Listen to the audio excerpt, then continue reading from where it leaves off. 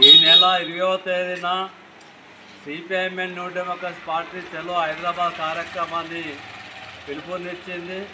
ప్రధానంగా రేవంత్ రెడ్డి తన అధికారంలోకి వస్తే ఈ రాష్ట్రంలో ఉన్నటువంటి బీడీ కార్మికులందరికీ చేయూత పథకం కింద 4,000 రూపాయలు ఇస్తానని చెప్పి హామీ ఇచ్చిండు.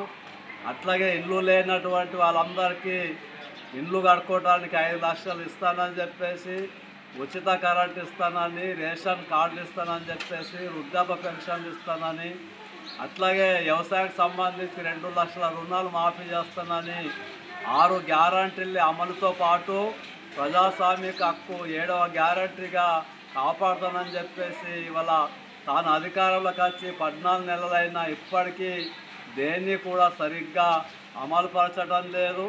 అట్లాగే దరఖాస్తులు తీసుకుంటున్నారు, ఎంక్వైరీ చేస్తున్నారు తప్ప శాంక్షన్ లెటర్లు కూడా ఎక్కడ ఇవ్వటం లేదు.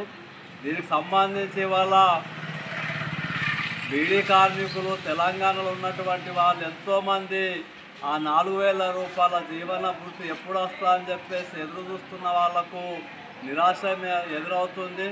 గతంలో కూడా కేసీఆర్ తన అధికారం కోసం అనేక వాగ్దానాలు చేసి వాగ్దానాల్ని హామీని అమలు చేయకపోవటం వల్ల ప్రజల చేత తిరస్కరించబడి ఫామ్ హౌస్లో పడుకునే పరిస్థితిని తెస్తున్నాడు.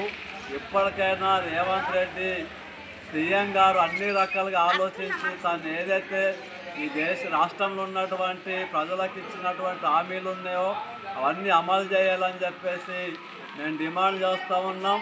లేనట్లయితే కేసీఆర్కు పట్టిన గతే నీకు కూడా పడుతుందని చెప్పి తెలియజేస్తున్నాం.